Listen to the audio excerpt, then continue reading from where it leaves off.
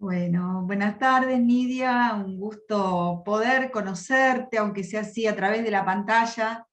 Este, Te he conocido mucho a través del relato de una amiga que tenemos en común, que es Nancy Secón.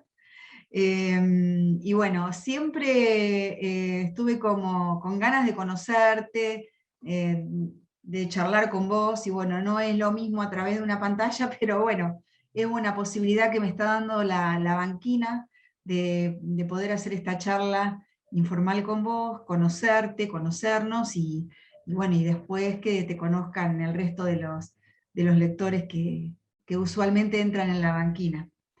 Así que, bueno, Nidia, contanos un poco cuáles son los hechos que te vinculan con Pergamino, con esta ciudad, las personas, de tu vida, un poco cómo es en relación a Pergamino. Bueno, yo vivía en Pergamino, toda mi familia vivía en Pergamino hasta los 17 años que nos vinimos a Carlos Paz porque una de mis hermanas era asmática. Así que toda la familia se mudó. Y yo estudiaba en la Escuela Nacional de Comercio. Mm. Y en el año 73, yo tenía 15 años, era la delegada del curso y formaba parte del comité de delegados del colegio. Y éramos muy activos, armamos la posibilidad de que intercambiáramos libros entre todos los alumnos del colegio, organizamos una biblioteca y alguien de quinto año planteó poder salir a la comunidad como estudiantes. Y entonces nos vinculamos con el grupo Emanuel de la parroquia San Vicente y empezamos a hacer apoyo escolar en el barrio Güemes. Y ahí conocí a la familia Secón. Claro, claro. Y después, digamos, más allá del centro de estudiantes, yo me quedé, sentí mucha afinidad con el grupo, con Marciano el cura, con muchos de sus integrantes, que la mayoría estudiaban en La Plata o en Rosario, o sea, eran 2 o 3 años más grandes que yo. Y bueno, así empezó mi vínculo en realidad con el grupo, con Emanuel. Con Manuel, sí. ¿Y qué recuerdos tenés de ese trabajo social y comunitario que hacían? Este, Creo que en el barrio Güemes, pero no sé si también lo hacían con algún otro lugar de Pergamino, con algún otro grupo de vecinos de Pergamino. ¿Qué es lo que hacían? Mira, por un lado hacíamos, me acuerdo que habíamos armado como la escuelita en una casa grande que estaba vacía y hacíamos apoyo escolar para los chicos, pero después hicimos la salita para el dispensario.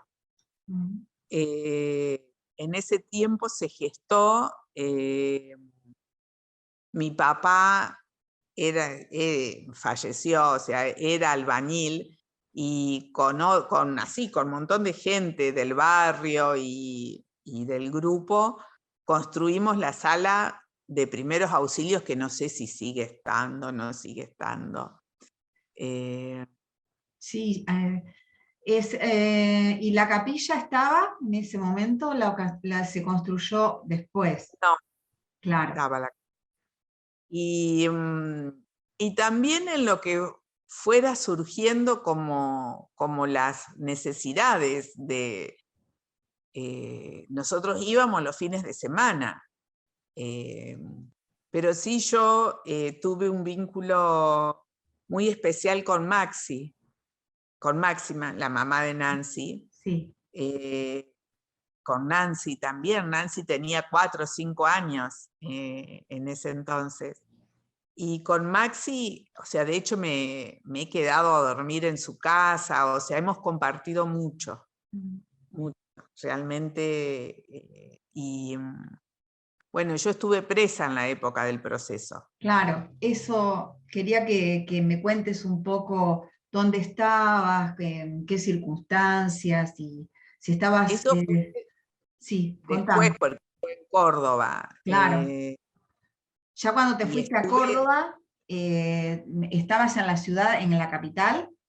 sí, vivía en Ah, la capital. ajá, Vivía en la capital y integraba un grupo también con, no sé si lo ubicás, al cura Mariani. Y sí. teníamos todo un trabajo en una de las Ujú, villas de ujú, acá, en claro. Argüello. Y bueno, a, a mí y a mi marido de entonces, en ese entonces, hacía muy poquito que me había casado, nos detienen en abril del 77 Claro, y estuve casi 7 años presa. claro, sí, sí, es muy interesante conocer un poco, por lo que estuve leyendo, esta historia de estas mujeres que como vos estuvieron tanto tiempo presas, privadas de su libertad.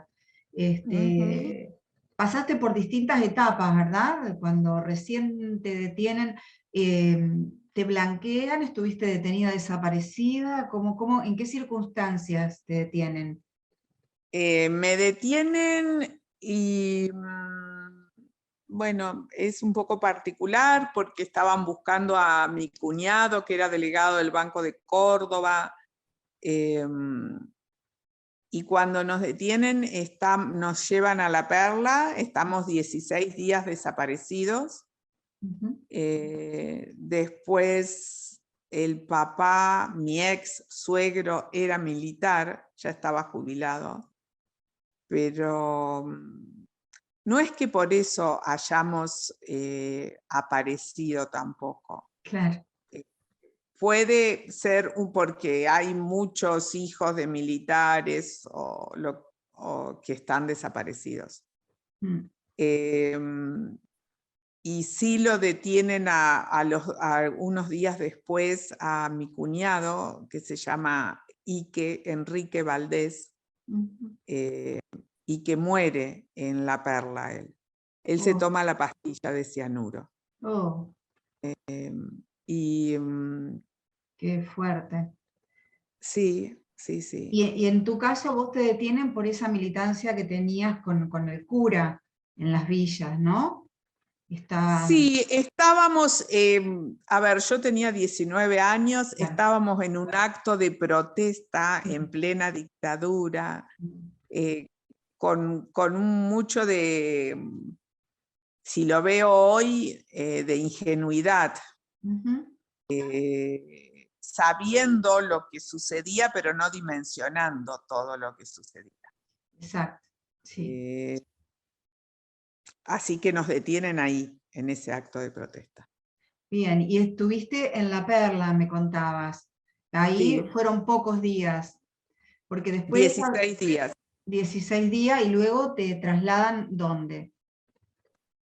Después nos llevan al campo de la Ribera, que estamos un día, y después me llevan a la unidad penitenciaria número 1, la cárcel de San Martín. En la cárcel de San Martín, mira vos. Es Eh, la de Córdoba. la de Está en la, Córdoba. Ajá, claro, ahí estamos totalmente incomunicadas, o sea, no teníamos la familia, o sea, no teníamos contacto con la familia, solo una visita en Navidad. bien, Eh, la familia solo nos podía traer remedios, artículos de higiene y ropa, nada más. claro. Y Claro, y ¿cómo era esto de tu relación con tu familia? ¿Tus padres eran quienes iban a verte? Y tu ex ahí no me marido podían ver. no podían verte, estabas incomunicada, solamente podían llevarte cosas. Claro. ¿Y vos te comunicabas a través de algún escrito, de cartas? ¿Cómo era la comunicación? No existía No comunicación. existía, eh, claro. Yo no existía, estoy no. intentando. O sea, tenés que entender lo que es el aislamiento total. Total, claro, sí, sí, O exactamente. sea, total es total. Total, tremendo. Sí. Y bueno, Entonces, en este aspecto, un paréntesis se lo lleva. Nosotras estábamos en un pabellón, todas las mujeres presas políticas, que tenía 2 pisos, que era bien heavy en el sentido que todas las celdas eran individuales, extremadamente pequeñas, con puertas totalmente cerradas, salvo una mirilla, solo te la abrían 1 hora al día, o sea, estábamos encerradas 23 horas. tremendo, tremendo. Así es. ¿Y eran todas Y mujeres de Córdoba las que estaban ahí? sí, puede ser por lo menos que las detuvieron en Que Córdoba. las detuvieron en Córdoba, claro. Eh, Sí, sí, y, y un papel importante es la actitud de los presos comunes.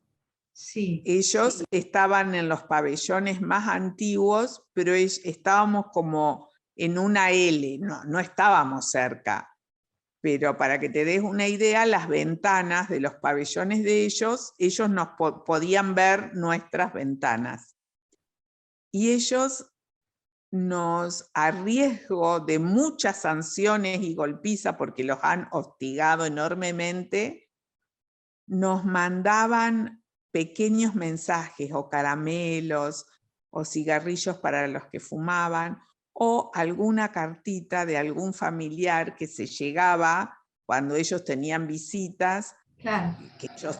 y se la daban al familiar, el familiar se los daba a ellos y ellos nos la hacían llegar a veces tirándola a través, me es difícil explicarte Sí, así, sí, sí, de una piola sí, que la comprendo. tenía que agarrar una persona de una ventana y ver que el guardia no lo viera, porque si no, o sea, sucedió una vez que los recontra castigaron. Claro. Y nosotros pensamos que nunca más nos iban a pasar nada y continuaron pasándonos.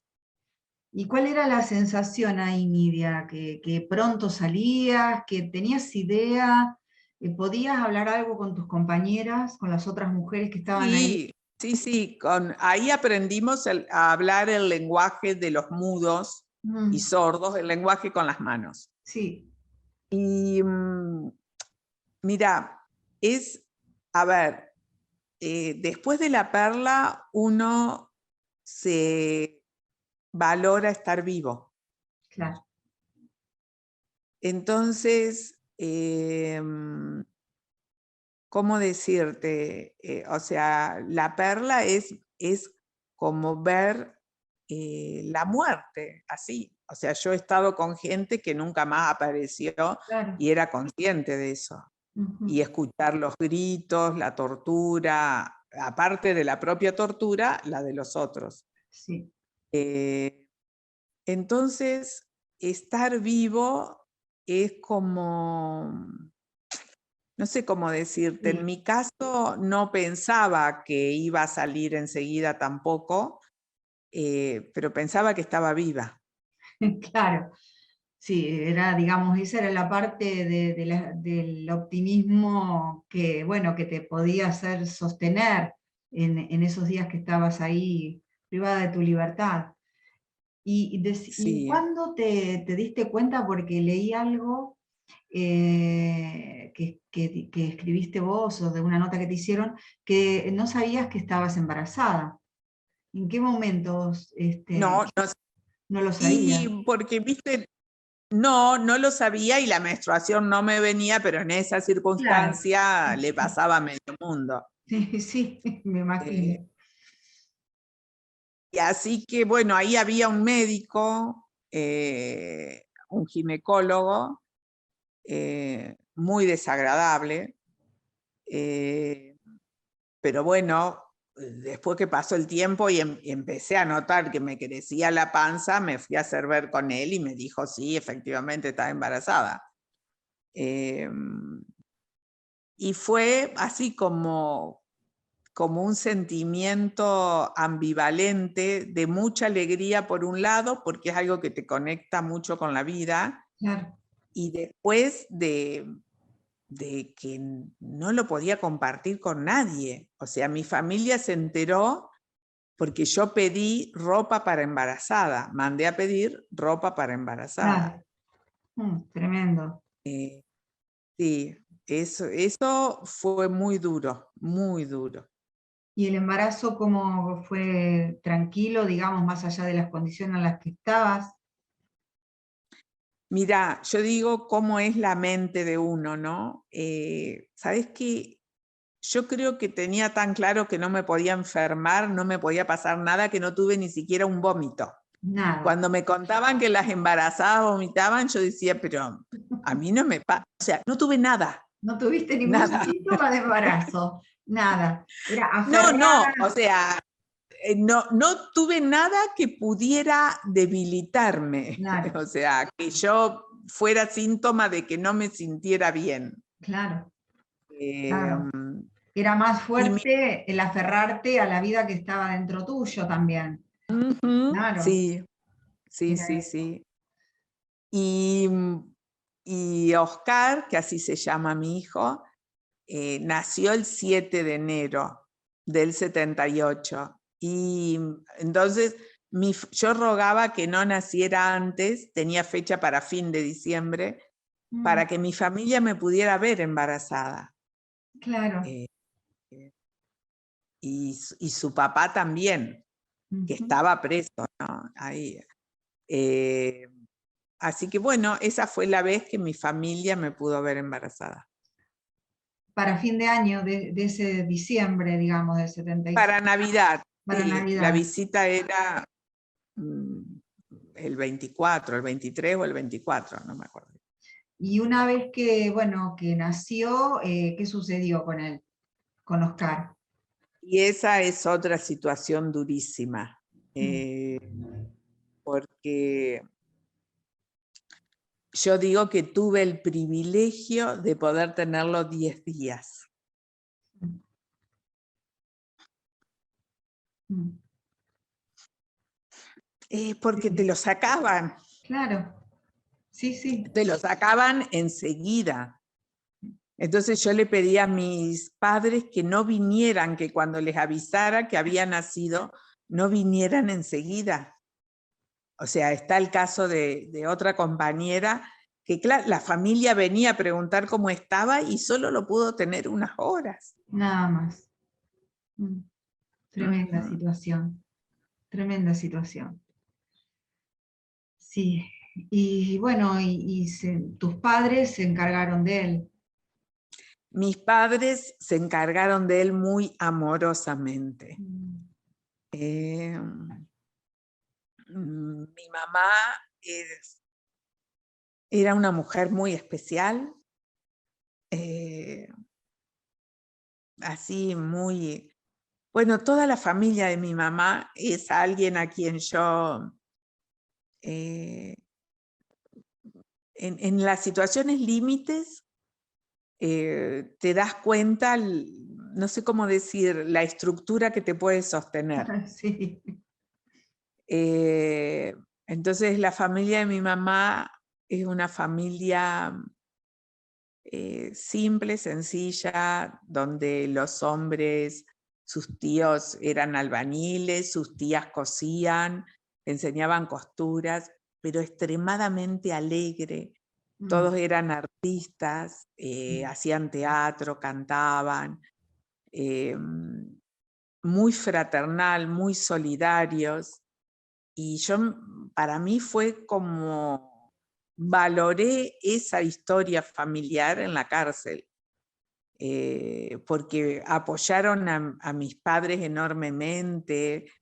eh, Después me contaba mi mamá que una tía le mandaba leche, otra ropa, otra, o sea, O sea que No sé, estuvo rodeado de amor tu hijo.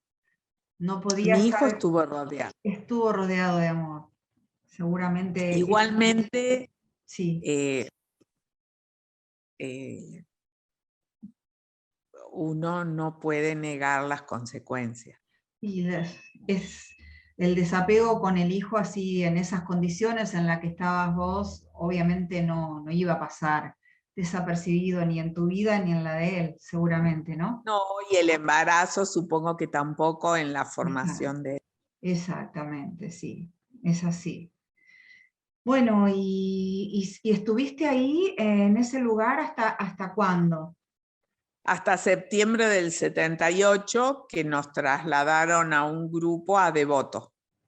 Claro, ¿había algún tipo de explicación o de por qué esos movimientos a ustedes o a tus familiares? Nada, era un día para el otro decidían trasladarlos y ustedes se enteraban así en el momento. Sí, por supuesto que en las condiciones en que estábamos, el traslado era un deseo, Claro, porque ir a Devoto era tener comunicación con la familia, aunque fuera claro, en Buenos Aires, la familia te podía visitar cada 3 meses. claro. Eh, ¿Y ahí te llevaban a tu hijo? ¿Lo podías ver?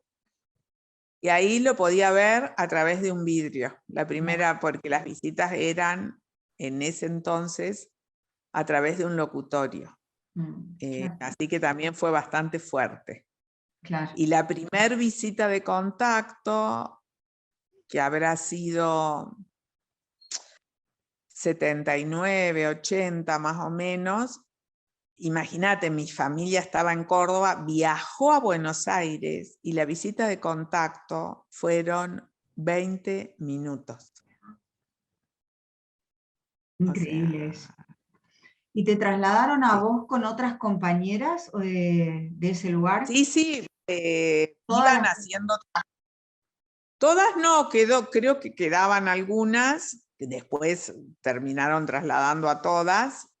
Eh, en ese traslado, no sé, habremos sido 20 y pico, no recuerdo bien la cantidad.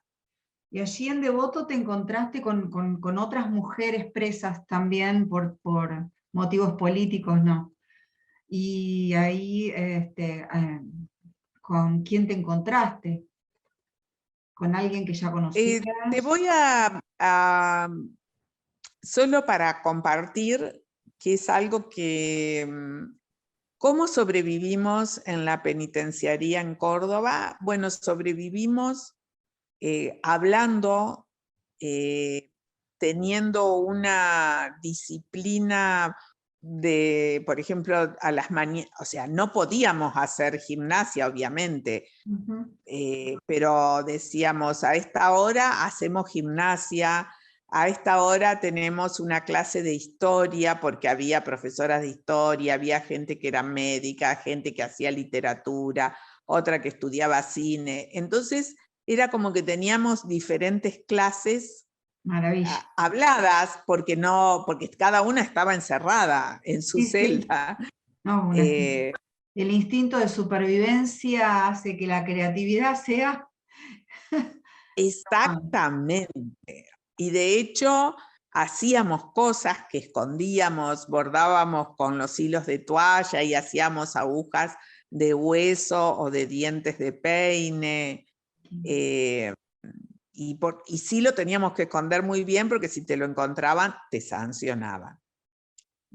La sanción siempre, nosotros estábamos aisladas, pero estábamos en un pabellón con otras, en celdas individuales, pero con otras. Y siempre la sanción era el aislamiento más total, era un piso donde no había nadie. Claro, le sacaban ese rato de magia que podían tener en contacto con las otras compañeras en esas clases de historia, de cine, Claro, le sacaban lo único que, ese recurso que eh, habían encontrado para sobrevivir, ¿no? sí, sí, sí, sí. Y, y eso me decís que en Córdoba, en esos en esos calabozos que eran diminutos y que estaba una por cada calabozo.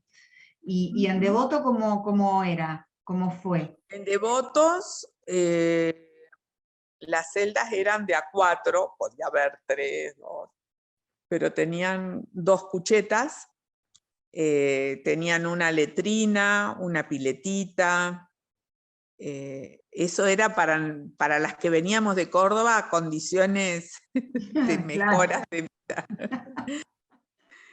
Podíamos escribirnos con la familia, mandar cartas y recibir cartas, y la familia nos podía mandar dinero, que nosotras teníamos un economato, o sea, porque había gente que no tenía familia o posibilidad de que le mandaran nada.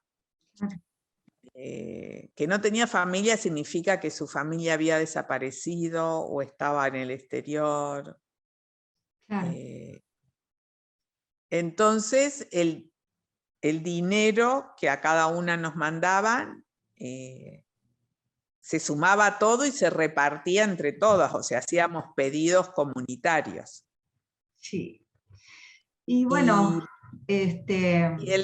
y compartían, la verdad que es muy distinta la experiencia de las mujeres que estuvimos presas a la de los hombres. Claro, eso iba a ir por ese lado, ¿no? Ser mujer, la condición de género creo que tuvo mucho que ver también en cómo sobrellevaron todo esto y en cómo se apoyaron una con otra, ¿no? Para resistir ahí dentro de la cárcel. ¿La política ya no era un tema de conversación entre ustedes? Sí, era un tema de Era un conversación. tema de conversación. Seguían todavía como muy interesadas en todo lo que iba pasando, de lo que Seguía llegaba. y teníamos como, primero no teníamos mucha información de afuera, pero sí teníamos teníamos guardados libros escritos, material en papel, en letra muy, muy minúscula, antes de que lo hicieron, antes de que venga el golpe, o en ese primer tiempo de transición de marzo, o sea, lo escribieron las que estuvieron antes, y lo guardaron. Y eso era como un material, ¿qué te podría decir? De lectura, de ver y de discutir y de filosofar y de divagar enormemente. Claro, sí, sí, me imagino. Sí. Y escúchame, Nidia, ¿en Devoto fue tu último lugar o te trasladaron a algún lugar, a otro lugar más? Sí, a todas las mujeres, yo salí una semana antes de que asumiera Alfonsín. Y más o menos un año antes, todas las mujeres que quedábamos en Devoto nos llevaron a Ezeiza. Las últimas mujeres salimos de Ezeiza. Eso fue ya en el 83. Claro, nos deben haber trasladado a fines del 82, 83. No tengo muy claro la fecha, pero ahí las últimas mujeres que quedamos estábamos en Ezeiza. ¿Y eso estuvo organizado? ¿Ustedes les avisaron o fue como cada traslado sin previo aviso? No hay avisos, te Nada. avisan. No hay avisos. ¿Y cómo en qué momento te lo dicen? ¿Y qué fue, cómo lo viviste a eso? Primero es que no sabíamos qué nos íbamos a encontrar. Ezeiza, lo que pasa que habían llevado a Devoto, ya quedábamos pocas mujeres, estábamos todas en un piso, y en los pisos de abajo estaban los hombres que eran presos políticos. No me acuerdo de qué cárcel, que los estaban trayendo ahí, a Devoto. Y entonces después nos sacaron a nosotras. Espérate, ¿qué me habías preguntado? ¿Cómo fue, cómo les dijeron, cómo fue ese momento? Tendrías que como poder ponerte en la mente de ellos para darte cuenta que no te dicen nada. No, claro. O sea, vos no sos una persona a considerar, sos una persona a destruir. Claro. O sea, y eso significa, por ejemplo, que nos pasaba a varias, nos pasó a todas, pero la familia que viajaba cientos de kilómetros para verte, solo tenía 3 días de visita los que eran del interior. Si eras de Buenos Aires, te podían ir a visitar todas las semanas. Si era del interior, no me acuerdo si 3 o 5, cada 3 meses. Pero el primer día de visita, lo que hacían muchas veces era sancionarte. Entonces te decían, usted salió, porque te llamaban a todas las que íbamos a tener visita, usted salió y no llevaba las manos atrás. Y no era verdad, porque no ibas a ser tan... Claro, de perjudicarte. No, era para sancionarte, dejarte sin visita, la familia, imagínate que viajó cientos de kilómetros y no te puede ver. O sea, es como muchas cosas para minar la moral, el estado de ánimo, que la familia te deje de venir a ver, porque las requisas a los familiares eran, ¿cómo decirte? A las mujeres las tocaban por todos lados, le metían los dedos en la vagina, las manoseaban. Y yo sé que hay familiares, hay gente que no quiso seguir yendo más porque no se bancaba eso. No, la requisa. La Tremendo. requisa. Sí. Bueno, entonces sí, es difícil ponerse en la mente de esa gente, pero hay que verlo así, tal como es, porque esa fue la realidad. Entonces, ¿cómo fue ese momento de poner un pie afuera de esa cárcel? Bueno, ese momento fue muy especial porque yo salí junto, éramos como 5 o 6 que salimos el mismo día. Entonces me acuerdo que llaman a una y la primera que llamaron adelante, que se llama Celeste Seidel, que es de Córdoba, viene y dice, nos vamos. Y nos fueron llamando, éramos un grupo que teníamos una determinada situación legal, que era consejo de guerra, que es una situación legal por llamarlo, porque es ilegal. Claro. Y nosotros sabíamos que nos teníamos que ir antes de que asumiera Alfonsín, porque no era una situación que... O sea, nos tuvieron hasta último momento. Y salimos de Seiza. Y fue muy fuerte, porque Seiza era un descampado y era la tardecita. Y empezamos a caminar y de ahí llamamos a la comisión de familiares. Ya no me preguntes cómo llamamos, ni porque ya no me acuerdo. No. Y vino el padre de una de las chicas, que estaba todavía presa, que ella no salió. Pero vino y nos llevó hasta la comisión, al primer lugar donde íbamos todas las que salíamos, porque era un festejo, era la comisión de familiares. Respirar el aire de la libertad, ¿no? Eso es algo... pero también leí por una nota que te hicieron que volver tampoco fue tan fácil. O sea, tampoco fue tan fácil el afuera como no había sido fácil el adentro de la cárcel, ¿no? Fue muy duro para la mayoría, por lo menos con las compañeras que yo he hablado, porque, bueno, yo salí, o sea, encontrarme con, o sea, ¿cuál era el sueño de todos? Encontrarte con tu pareja y tu hijo, claro, en primer lugar, y después, por supuesto, el resto de la familia. no. pero nada fue como uno se lo imaginaba. En la inexperiencia de uno, una cosa es lo que yo puedo contar ahora, otra cosa es como todos lo vivimos en ese momento, incluida nuestra familia.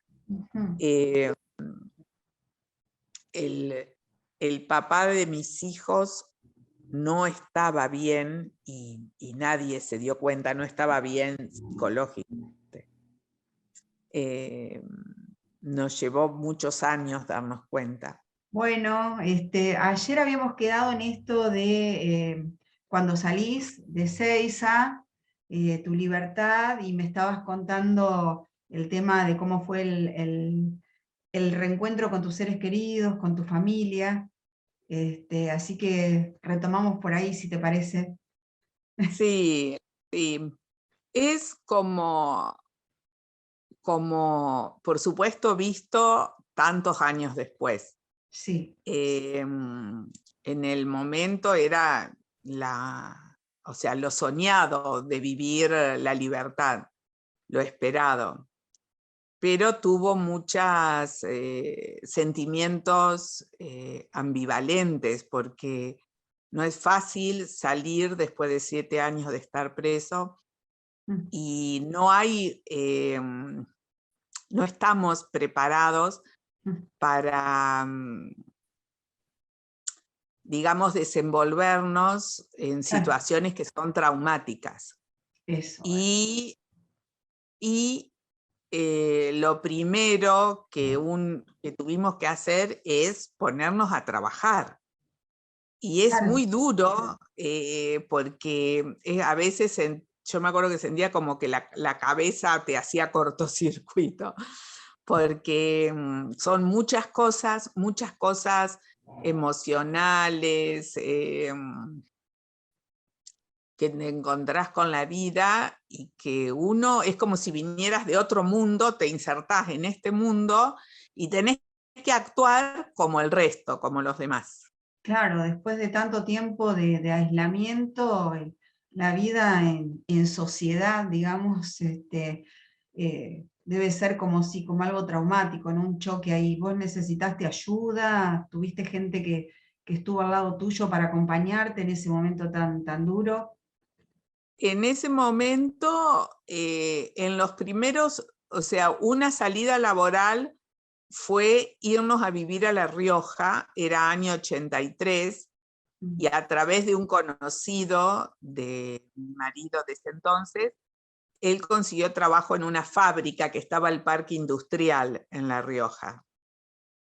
Y fue una salida, visto desde ahora o sea, por un lado fue buenísimo, pero por otro lado, imagínate, nos fuimos a los 3 meses de salir en libertad, nos llevamos a nuestro hijo, y fue terrible para él, ¿viste? O Sí, el sea, desarraigo. sí, estar con nosotros, que no nos conocía, dejar a Claro. sus abuelos, a todos sus amigos. Sí, Bueno, sí, fue así. claro. Y decime, me nombraste si ya en el 83, ¿cómo viviste el juicio a las juntas ya con el gobierno de En ese Alfonsín? entonces no estaba el juicio a la Junta, fue No, bastante después. claro, más adelante, sí, pero digo, ¿cómo, ya estando en democracia, cómo viviste eso? Mira, los primeros años fueron de sobrevivencia, o sea, sobrevivir es que te alcance para poder comer todos los días. Después, a los 2 años, o sea, en el 85 volvimos a Córdoba, y ahí yo empecé terapia con una psicóloga que trabajaba en el Movimiento Ecuménico por los Derechos Humanos.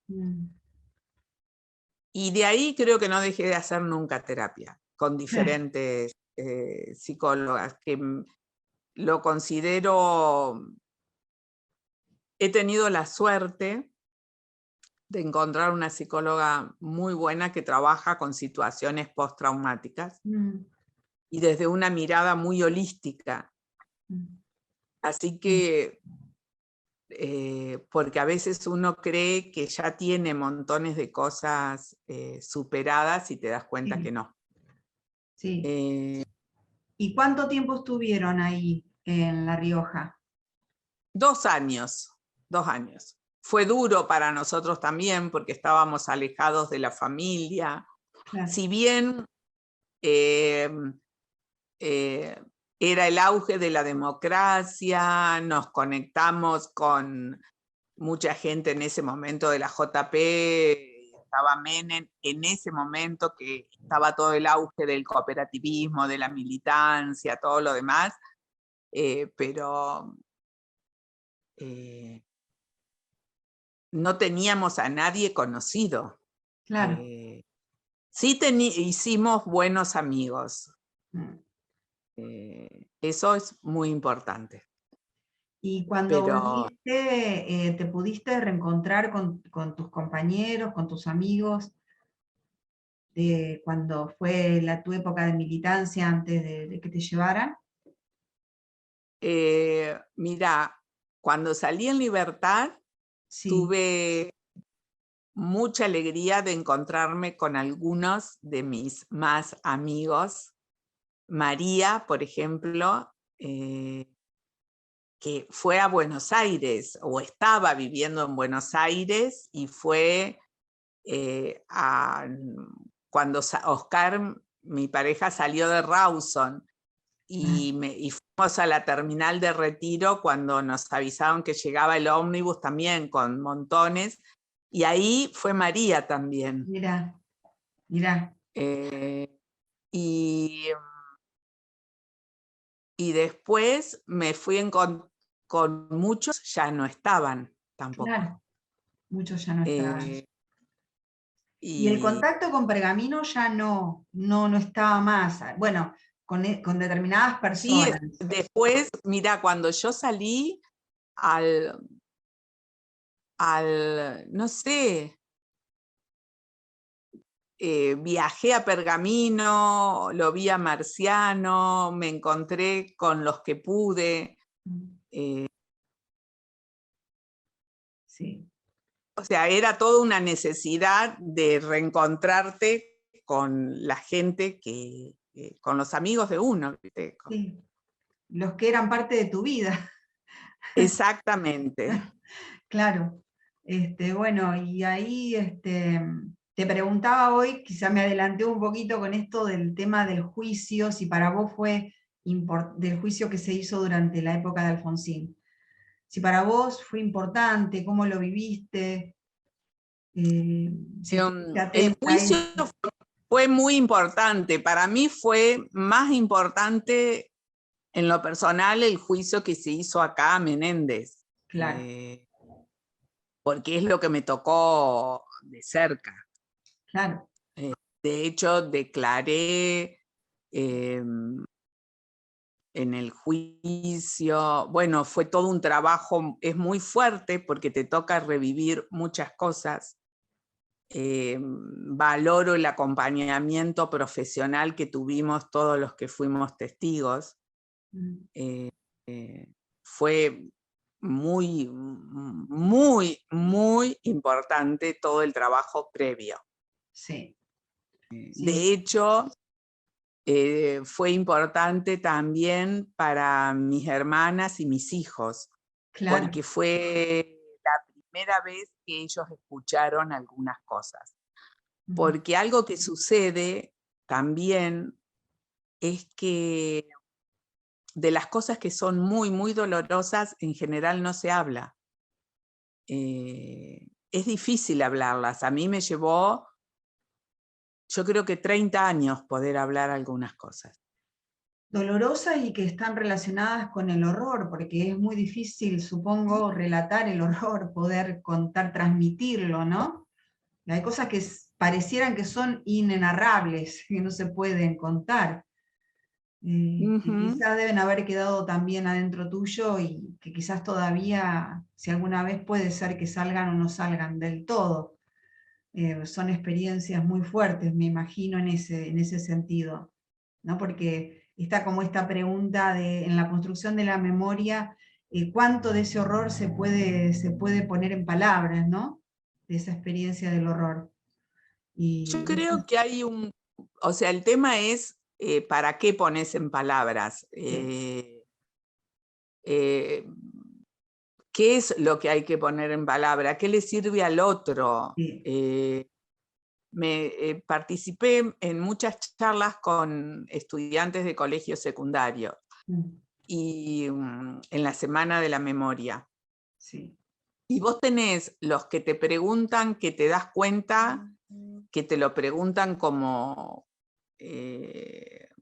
delicadamente o con cuidado, y los que te preguntan con morbo también. Sí. Entonces, en ese aspecto yo, o sea, es ¿para qué te sirve saber esto? Porque hay mucho escrito. O sea, si vos querés saber algo, andá y fíjate en la documentación, porque está escrito. Sí. Entonces, ¿qué te sirve a vos de mi experiencia personal? Si en algo te sirve, está bien que me preguntes algo, pero si no, no, Claro. no tiene sentido. Y en ese sentido, los juicios, el juicio por el cual vos pasaste fue reparador para tu historia.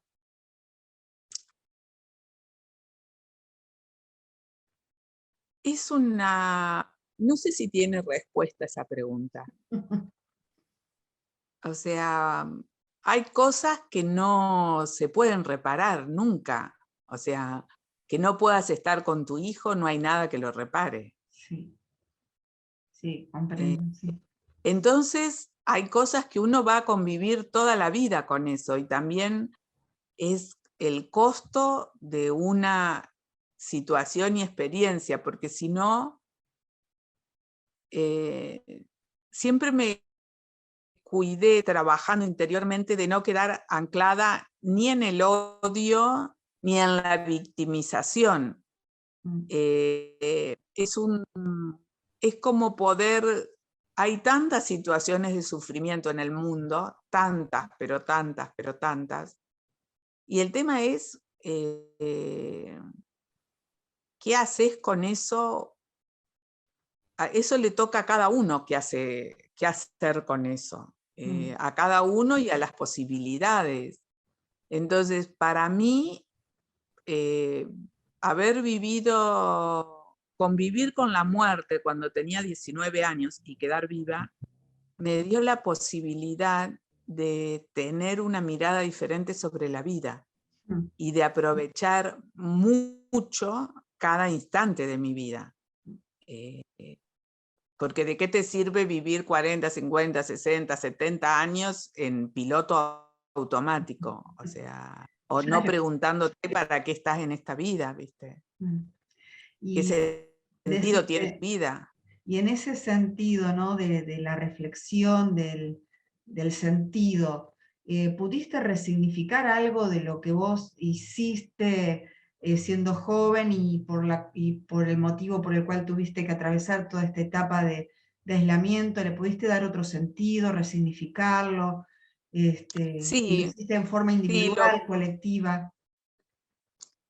mira, pasé por muchas etapas eh, y, y te podría decir cuál es la etapa de los últimos años para no ahondar, que tiene que ver mucho con,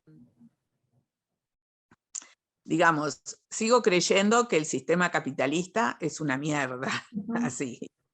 Que, digamos, hay un grupo muy pequeño privilegiado y una gran mayoría sufriente, unos más, otros menos.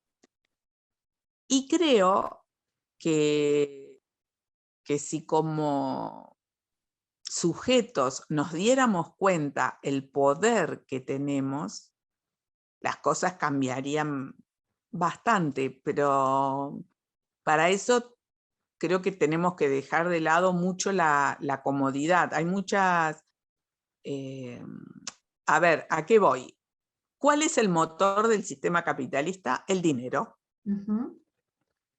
¿Quiénes aportan el dinero? ¿Quiénes dejan horas de vida en la producción?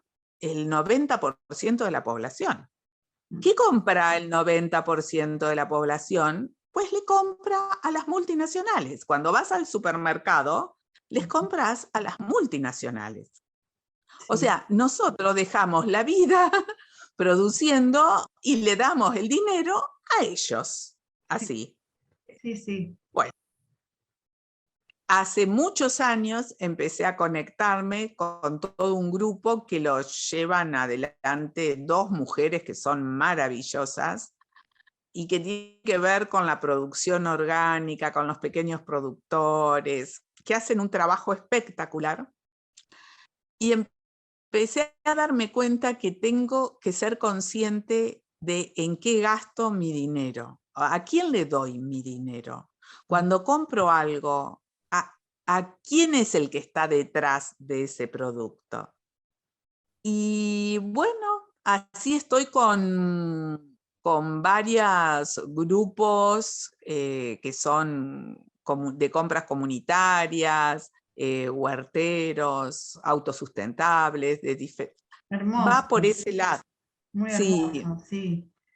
Me encanta esto. es, es un aporte, es lo que siento en este momento hacer, no, eh, no le veo la salida por otros lados. Ujú.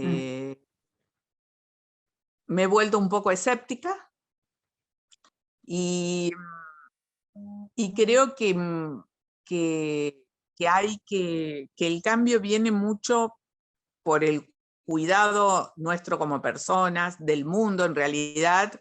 Viste, hoy hablaba con una amiga, los multimillonarios, o sea, ni siquiera piensan en sus hijos o nietos, porque no va a haber mundo para sus nietos si seguimos así. O sea, Estoy yendo. y no hay miles de millones que te sirvan para eso. Y Nidia, y hablando un poco de resignificación, también fue un proceso de resignificación encontrarte con tus compañeras y escribir esos libros en los que participaste. Participaste en Nosotras Presas Políticas, ese fue el primero, ¿verdad? Ese fue el primero, ahí no participé En ese no. escribiendo, Ujú. participé el de Nosotras en Libertad. Ajá. Y contame un poco cómo fue esa experiencia, porque, claro, una cosa es la resignificación que uno tiene que hacer a nivel individual, como persona, que es un poco lo que me contaste, y después, en conjunto con otras compañeras. Este, Es en todos estos años me he seguido viendo con algunas con los cuales nos une un lazo de amistad. claro, Y con los cuales charlamos cómo seguimos en esta vida afuera. claro, Lo difícil que fue. Y estos encuentros que son muy buenos, porque por lo menos acá en Córdoba está habiendo muchas presentaciones en pueblos pequeños, en colegios, nos traen muy al presente la fuerza de lo colectivo. claro, Y la fuerza de lo colectivo y femenino. claro, Eh, sí, entonces es muy, muy lindo encontrarnos en cada presentación. O sea, de a poco algunas vamos compartiendo qué es de la vida de cada una, así, y en qué anda la vida de cada una. Y también es importante yo digo,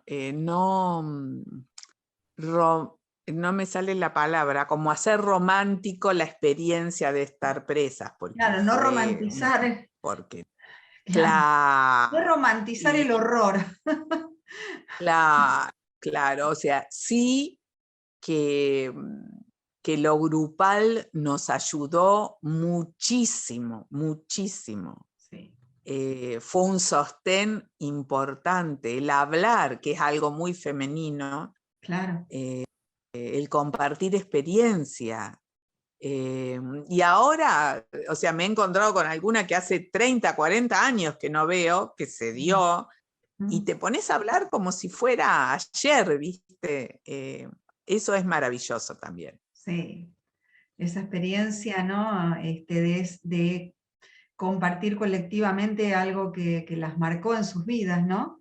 Pero bueno, ahora en libertad, pensando la vida desde otro lugar.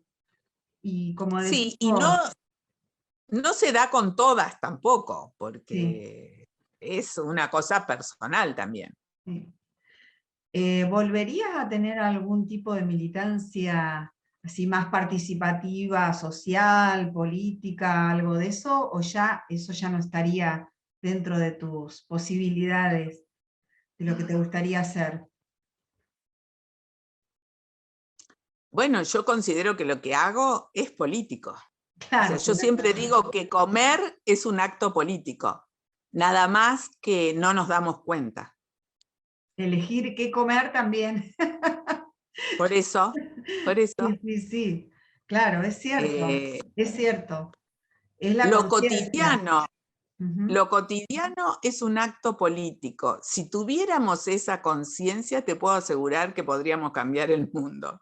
Sí, claro, es que estábamos tan acostumbradas a que viene por el lado de la política todo, en la política como está entendida dentro de un régimen democrático, digamos, ¿no? De un Estado La democrático. política partidaria, pero la verdad,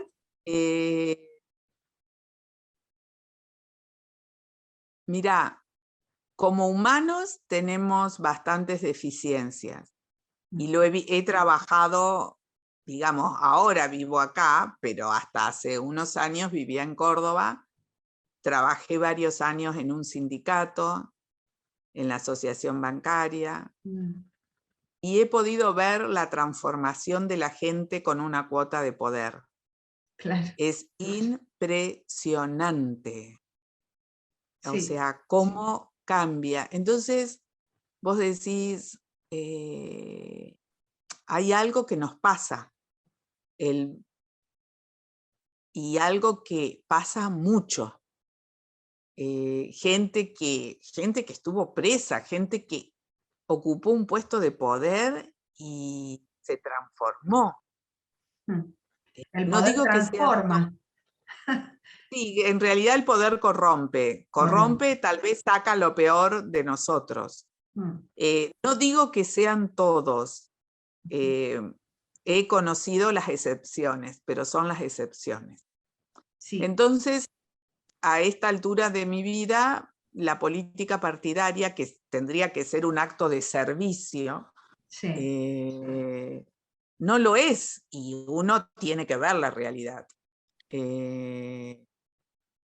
Más veo en la incidencia, en todos los ámbitos donde uno pueda tener incidencia. Eh, El tema es ahora, viste, que toda esta corriente antipolítica que está cruzándonos en la vida cotidiana con todas estas nuevas libertades, entre comillas, ¿no? Estos libertarios que andan dando vuelta, eh, a veces la sociedad se confunde, la gente se confunde, los jóvenes también, por ahí ellos tienen un poco más claro, pero interpretar la libertad desde el lugar que se habla políticamente, a veces no es la significación que nosotras le podemos dar. Digo nosotras porque yo siento un poco lo mismo que vos. ¿Cómo ves la salida, digamos, de esto? Si crees que se puede venir algo peor en cuestión política o crees que podemos como sociedad seguir o intentar privilegiar o priorizar las necesidades de la gente o esto se va para cualquier lado? ¿Cómo lo ves? Mira, hoy lo hablaba con una amiga y la verdad no lo veo, no sé. O sea, para mí es o sea, yo tengo claro lo que es la derecha, o sea, siempre, siempre, pero aún antes, porque he tenido gente conocida que votaba a Macri porque creía que era un cambio, que no iba a robar, porque era una persona que tenía plata, esto, lo otro. Bueno, yo siempre digo que haber podido conocer las entrañas del horror, yo decía esto, a mí, ni aunque viniera el Che Guevara y me dijera que lo vote a Macri, lo votaría, ¿viste? Así como una, Sí. o sea, porque uno sabe lo que son, sabe lo que son. Pero por otro lado, tenemos demasiadas distracciones en otros ámbitos políticos. O sea, muchas peleas internas, muchas estupideces. O sea, la gente la está pasando mal. Por más que yo en lo personal no la pase mal, no puedo dejar de ver la realidad. Y qué sé yo, qué va a suceder. Es una gran Porque incertidumbre. el escepticismo, la falta de horizonte, es terrible. Sí. O sea, es terrible. Sí, es lo peor que nos puede pasar porque no sabemos por dónde es la salida. Ese es el tema, por eso te lo preguntaba a vos, si vos por ahí tenías algo, pero no, creo que estamos más o menos ahí. Sabemos por dónde estaríamos No es. nosotras, sabemos por No, dónde sí, estaríamos. Claro, yo sé lo que no es. claro. Pero la salida no se ve. No, yo no la veo en este momento. Todo puede cambiar en 2, 3 meses, 4 meses. Sí. Lamentablemente es que no hay dirigentes a la altura de las circunstancias, más en lo masivo, en lo público, ¿no? Ujú. Eh, Y todas estas, viste que ahora está como muy intenso el tema de las teorías negacionistas, de los 30.000, no son los 30.000, bueno, cosas que creíamos que no se iban a volver a cuestionar, como que eran ya, viste, verdades que ya estaban comprobadas, hasta judicialmente comprobadas. Eh, Todo ahora es tema de volver para atrás, no sé, ¿cómo ves esto? ¿De por qué? ¿Qué hicimos es qué hicimos un muy nosotros como buen sociedad? trabajo de la derecha, es un muy buen trabajo de los sectores de poder. Ya no necesitan un golpe de Estado, logran ganar gente a través de un sistema democrático. Sí. O sea, logran confundir, logran sembrar dudas, usan muy bien todo el poder que tienen. Realmente te diría que son muy inteligentes. Sí, Muy inteligentes. Entonces, bueno, pero si vos tenés si vos podés identificar cómo es esta situación y no respondés de la misma manera y a la altura, el problema es tuyo, no de los otros. Los otros son como son. sí. No puedes esperar otra cosa. Un O poco sea, acá sí, un poco digo de ingenuidad nuestra de creer que había temas que eran intocables, que nadie se iba a animar a meterse con eso. Pensando, por ejemplo, yo en mi práctica docente, trabajando con mis alumnos en temas de derechos humanos, era el nunca más, realmente lo sentíamos como un nunca más. Y, y hoy por hoy los chicos están atravesados por un montón de discursos que están muy fuertes, presentan la sociedad respecto a que ese nunca más es relativo. Y digo, ¿qué hemos hecho, digamos, los que estábamos a cargo de, de construir esta memoria para que esto no sucediera? También, ¿no? No solamente los que están a cargo del gobierno de turno, sino también los que estamos construyendo memoria. Si tenemos que hacernos una autocrítica respecto a eso. a mí me parece que no somos tan omnipotentes y no hay que subestimar al enemigo. Ese es un tema. Poder mirar la realidad y no asustarnos y no asombrarnos. Para mí es también, vos decís, oh, wow. Yo cuando iba a las charlas en los colegios secundarios, me he encontrado especial, porque había hijos de por ahí de alguien que era gendarme o policía y se sentían cuestionados. Claro. Entonces también de ser cuidadosa, de salvar, de no masificar, no dar conceptos destructivos, o sea, todo es una porquería, tal fuerza. Bueno, ser cuidadosa en eso para no herir susceptibilidades. Pero escuchándolos a ellos, me daba cuenta lo que tienen en la cabeza que se los transmiten los padres.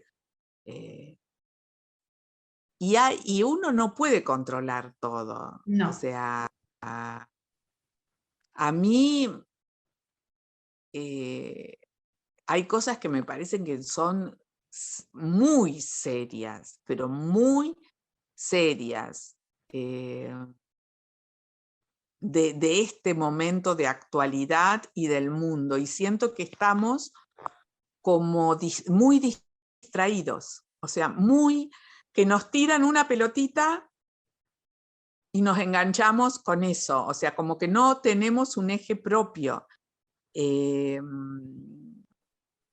mundo está en crisis, pero el mundo realmente está en crisis. O sea, los científicos te están diciendo que no sabes si hay vida para de aquí a 30 años, que es nada en la historia de la humanidad. Y hacemos de cuenta que es un papel que leemos. Sí, el cambio climático, la temperatura, esto, lo otro, aquí y allá, y lo contamos como si nada. O sea... El árbol ahí sí que nos tapa el bosque. Sí. Y nos quedamos ahí Sí, enganchados, que con las internas, que con esto, que con lo otro, que bueno, la pandemia, la verdad, creíamos que podíamos salir mejores, pero pareciera que no es así, que no estamos saliendo a nivel conciencia, conciencia humana, ¿no? Pero bueno, bueno, Nidia, mira, ya nos está quedando poco tiempo de nuevo, así que bueno, me gustaría primero que sepas que me encantó conocerte, que siempre me preguntaba por qué no conocíamos nada de tu historia, la gente de Pergamino, porque en general a toda la gente que estuvo en su momento compartiendo con vos, el Grupo Emanuel y todo eso, siempre hemos charlado con ellos, con los que sobrevivieron y con los familiares de los que no volvieron, ¿verdad? Pero bueno, ¿qué te gustaría por ahí decirnos a los pergaminenses respecto a cómo vivir estos momentos de construcción de memoria hoy? Si tenés algún tipo de reflexión para hacernos, a los que todavía seguimos en esto, aunque ya muchas reflexiones venís haciendo. Pero bueno, como para cerrar un poco el tema. Mira, no, o sea, para cerrar, o sea, yo tengo a mis amigos de Pergamino, que está María, Héctor, Adriana, Malala, Nancy, Norma. Es como algo cálido en mi corazón. ¿Qué es eso que perdura más allá del tiempo, del espacio, y que es maravilloso? O sea,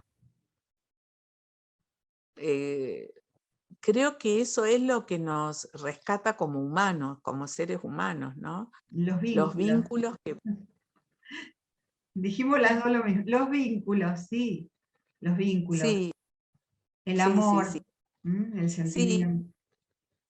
en las cosas concretas, se manifiesta en las cosas concretas. Sí. Así, en lo que nos toca accionar en el día a día y que sé que están. Así que como mucho agradecimiento por eso, por todo eso que está. Bueno, la verdad que te repito, la idea mía era poder conocerte alguna vez para charlar y bueno, y se me dio esta oportunidad, pensé también sería lindo que te conocieran otras personas de esta ciudad, que es donde naciste, ¿no? Y bueno, espero que haya alguna oportunidad, que seguramente la habrá, de podernos conocer personalmente y darnos Sí, un abrazo. sí, Seguramente sí, que va a suceder eso, porque, así es. Y si vos andás por acá, también me podés venir a ver. bueno, te agradezco de corazón que hayas abierto tu corazón para contarme tu historia. Realmente muy agradecida, Nidia. Dale. Bueno, muchas gracias.